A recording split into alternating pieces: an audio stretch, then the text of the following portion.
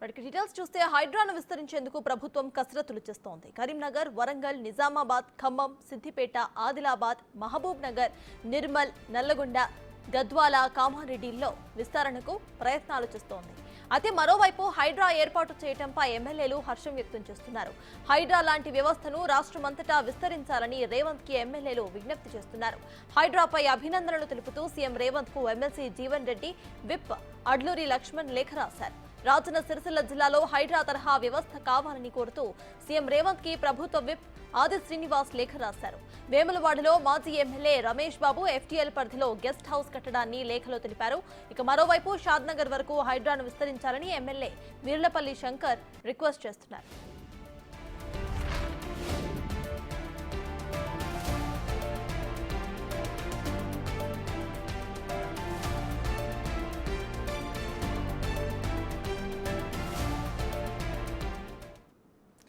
హైడ్రాను విస్తరించేందుకు ప్రభుత్వం కసరత్తులు చేస్తోంది. ఈ విషయంపై పూర్తి డీటెయిల్స్ మా డిప్యూటీ బ్యూరో చీఫ్ సాదిక్ అందిస్తారు. సాదిక్, చెప్పండి, ఇటు హైడ్రాను విస్తరించేందుకు ఇటు ఎమ్మెల్యేస్ నుండి రిక్వెస్ట్ వస్తున్నట్టు తెలుస్తోంది ప్రభుత్వానికి. ప్రెసెంట్ అప్డేట్స్ ఏంటి?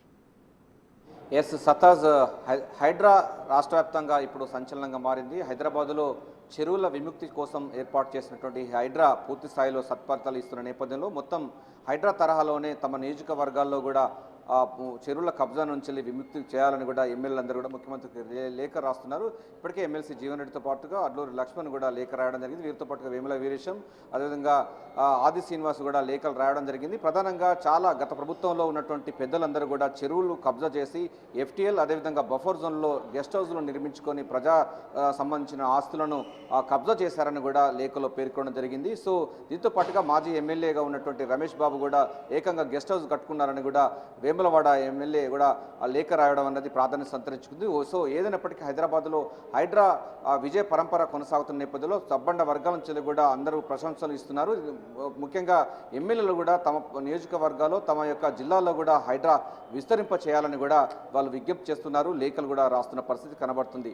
హైడ్రా అన్నది ఇప్పుడు దేశవ్యాప్తంగా సంచలనంగా మారింది. హైదరాబాద్ అన్నది సరస్సుల నగరంగా ఉన్నటువంటి ఈ నగరంని ఒక్క చెరువు లేకుండా చేసినట్టు గత పాలకులు కానీ సమైక్య పాలకులు కానీ 10 సంవత్సరాల్లో బీఆర్ఎస్ పార్టీ కూడా పూర్తి స్థాయిలో కూడా చెరువులు కబ్జా అవుతుంటే ఒక్క మాట మాట్లాడిన సందర్భం ఉంది. వాటిన్నింటి విముక్తి చేసే విధంగా ముఖ్యమంత్రి రేవంత్ రెడ్డి తీసుకున్న నిర్ణయం పట్ల ఆశాతిరేకలు వ్యక్తమవుతున్న నేపథ్యంలో ఎమ్మెల్యేలు కూడా తమ నియోజకవర్గాల్లో ఫీడర్ ఛానల్స్ అదేవిధంగా నాలాలు కూడా ఆక్రమించిన సందర్భాలు ఉన్నాయి కనుక ఆ హైడ్రా తరహా అన్నటువంటి వ్యవస్థను కనుక ఏర్పాటు చేసినట్టయితే ఆ తరహా సంబంధించినటువంటి విధానంలో నగరాలు సుందరీకరణ ఉంటాయి, నియోజకవర్గాలు బాగుంటాయనే అభిప్రాయానికి వస్తున్న నేపథ్యంలో వారందరూ కూడా లేఖలు రాస్తున్న సందర్భం కనబడుతుంది.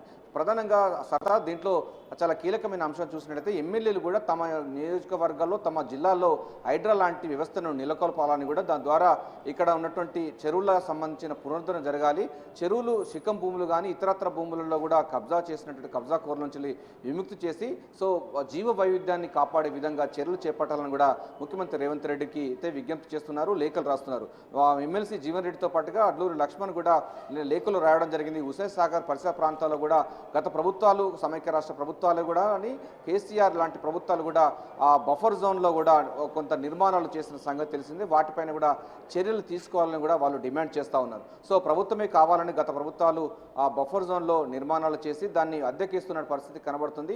ఉదాహరణకు మనకు హుసేన్ సాగర్ పరిసర ప్రాంతాల్లో నెక్లెస్ రోడ్ ప్రాంతంలో ఈ తరహా అయినటువంటి నిర్మాణాలు ఉన్నాయి. వాటన్నిటి ప్రైవేట్ కాంట్రాక్టులకు అప్పచెప్పిన సందర్భం ఉంది. సో వాటిని కూడా తొలగించాలని కూడా ఎమ్మెల్సీ జీవన్ రెడ్డి లేఖలో పేర్కొనడం జరిగింది. దీంతో పాటుగా మిగతా సంబంధించిన మనకు వీర్లపల్లి శంకర్ కూడా ఫిరంగి కాలువ సంబంధించి పూర్తి స్థాయిలో కూడా దాని కబ్జా గురైంది. దగ్గర నిర్మాణం చేశారు. తద్వారా చెరువులోకి వచ్చేటువంటి నీరు ఎటుపోవాలో అర్థం కాక ప్రజల నివాస ప్రాంతాల్లోకి వెళ్ళడం ద్వారా పేద ప్రజలు మధ్యతరగతి ప్రజలు ఇబ్బందులు పాలవుతున్నారు కనుక నియోజకవర్గాల్లో షాద్నగర్లో కూడా హైడ్రా తరహా వ్యవస్థను నిర్మించాలని కూడా ఆయన కూడా విజ్ఞప్తి చేయడం జరిగింది. దీంతో పాటుగా కవ్వంపల్లి సత్యనారాయణ కూడా ముఖ్యమంత్రికి లేఖ రాయబోతున్నట్టు కూడా స్పష్టం చేయడం జరిగింది. ప్రధానంగా మానుకొండూరులో చాలా మట్టుకు కబ్జాకు గురైనటువంటి చెరువులు కానీ చెరువు శిఖం కానీ అంటే చెరువు శిఖం అంటే ఎఫ్టీఎల్ సంబంధించినటువంటి పాటుగా బఫర్ జోన్లో గత ప్రభుత్వాలకు సంబంధించిన ఎమ్మెల్యేలు అక్కడ గెస్ట్ హౌస్లు కానీ లేకపోతే ఇతరత్ర సంబంధించిన నిర్మాణాలు విలాసవంతమైనటువంటి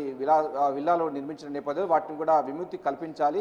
అప్పుడే నగరాలు సుందరీకరణ అవుతాయి. అదేవిధంగా నాలాలు కూడా పూర్వవైపు వస్తాయి. దీని ద్వారా నివాస ప్రాంతాలకు నీరు రాకుండా ఉంటుందని కూడా భావిస్తున్న నేపథ్యంలో సబ్బండ వర్గాల ప్రజల నుంచి వెళ్ళి డిమాండ్ వ్యక్తమవుతుంది. అసలు సొంత పార్టీలో ఉన్నటువంటి ఎమ్మెల్యేలు కూడా ముఖ్యమంత్రి చేస్తున్నటువంటి ఈ యొక్క బృహత్క కార్యక్రమానికి ప్రశంసల జల్లు కురిపిస్తూనే తమ నియోజకవర్గాల్లో ఇటువంటి హైడ్రా తరహా వ్యవస్థను నెలకొల్పాలని కూడా విజ్ఞప్తి చేస్తున్న పరంపర కనబడుతుంది. సో ఏదైనప్పటికీ దేశవ్యాప్తంగా ఎన్ కన్వెన్షన్ సెంటర్ కుప్పకూలిన తర్వాత పూర్తి స్థాయిలో హైడ్రా తరహా వ్యవస్థ అవసరమంది. అప్పుడే జీవ వైద్యమైనటువంటి ఉపయోగపడుతుందని కూడా చెరువుల సంబంధించి దానికి పూర్వవైభవం వస్తుంది. సో గొలుసుకల్ చెరువులు మరోసారి దర్శనమిస్తారని కూడా అటు ప్రజల నుంచి అయితే సంతోషాలు వ్యక్తం చేస్తూ ఉన్నారు. ఈ తరహా వ్యవస్థ రాష్ట్ర వ్యాప్తంగా అమలు పరచాలని కూడా డిమాండ్ అయితే వస్తుంది. సత్తాస్. Right, thank you Sadiq.